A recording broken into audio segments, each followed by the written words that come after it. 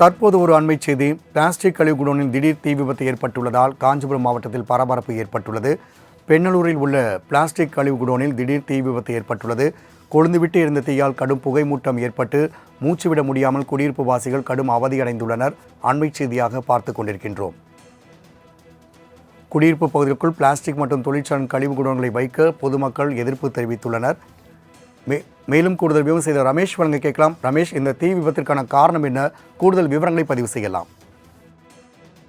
வணக்கம். காஞ்சிபுரம் மாவட்டம் ஸ்ரீபெரும்புதூர் அடுத்த பெண்ணலூர் கிராமத்தில் சுமார் 50 குடும்பங்கள் வசித்து வரும் குடியிருப்புக்கு மத்தியில் அதே பகுதியைச் சேர்ந்த முருகன் என்பவர் ஏகேடெக் என்ற பெயரில் தொழிற்சாலை பிளாஸ்டிக் கழிவு சேகரிக்கும் குடோன் வைத்துள்ளார். இந்த நிலையில் இந்த தொழிற்சாலை பிளாஸ்டிக் கழிவு குடோனானது திடீரென தீப்பிடித்து எரிய தொடங்கி மலமளவென கொழுந்துவிட்டு எரிந்தது. அதனைத் தொடர்ந்து குடியிருப்பு பகுதி முழுவதும் புகை மூட்டம் சூழ்ந்து காணப்பட்டு குடியிருப்பு வாசிகளுக்கு மூச்சு திணறல் ஏற்பட்டது. உடனே ஸ்ரீபெரும்புதூர் தீயணைப்பு துறையினருக்கு தகவல் தெரிவிக்கப்பட்டு விரைந்து வந்த ஸ்ரீபெரும்புதூர் மற்றும் இருங்காட்டுக்கோட்டை தீயணைப்பு துறையினர் தீயை கட்டுக்குள் கொண்டு வந்து தீயை அணைக்கும் முயற்சியில் தற்போது ஈடுபட்டனர்.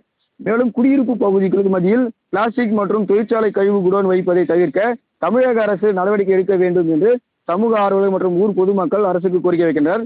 குறிப்பாக குடியிருப்பு மத்தியில் தொழிற்சாலை குடோன் தீப்பற்றி எரிந்து 10 லட்சம் மதிப்பிலான டிராக்டர் மற்றும் பிளாஸ்டிக் கழிவுகள் எரிந்து சம்பவம் அப்பகுதியில் பெரும் பரபரப்பை ஏற்படுத்தியுள்ளது.